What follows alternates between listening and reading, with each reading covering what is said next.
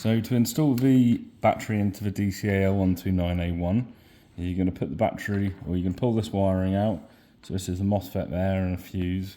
Hold that out the cut to the left, down to the left out of the way. Put the 11.1 into the stock tube, as far as it will go. And then connect up the Dean's connector. And then fold it over like so, so that the fuse is tucked up inside the tube.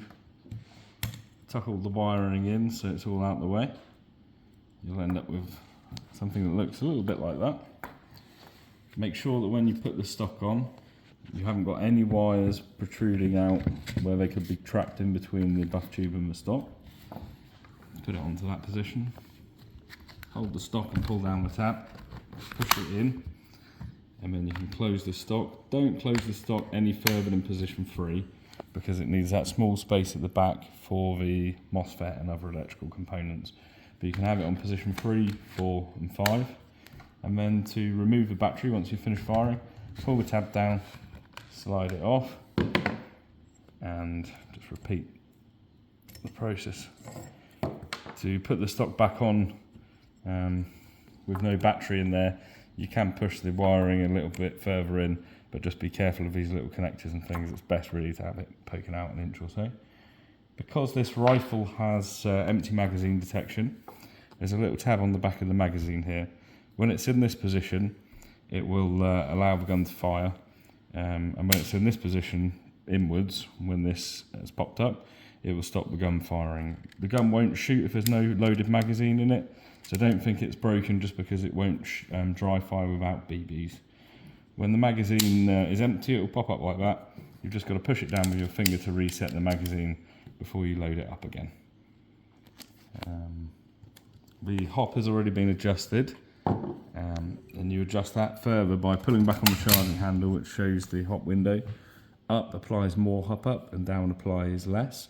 We've got it on 5 clicks up from the bottom, which is sufficient hop for a short range, indoor type range. And then you release the fake bolt release cover with the bolt release catch on the left or the right side. The rifle's semi-automatic only, so you've got semi there and safe there. The vertical grip is folding. You push the little button in on the left and you can fold it up into the closed position. And the bipod again, you can undo this thing there, and that will give you a bit of left and right movement, or you can tighten it up when you're nice and central.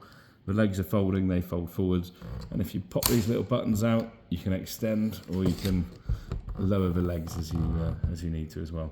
The optics will come 0 to the rifle, but if you do want to adjust them, you've got to pull the turrets up until they click, make your adjustments, and then knock them back down again. Any questions at all, as always, email dcatraining@davescustomairsoft.co.uk or call us on 01252 715 777. And then also, if you need to, you can WhatsApp me directly on 07902 159 127 if you're having any issues or you need any support. Thanks, bye.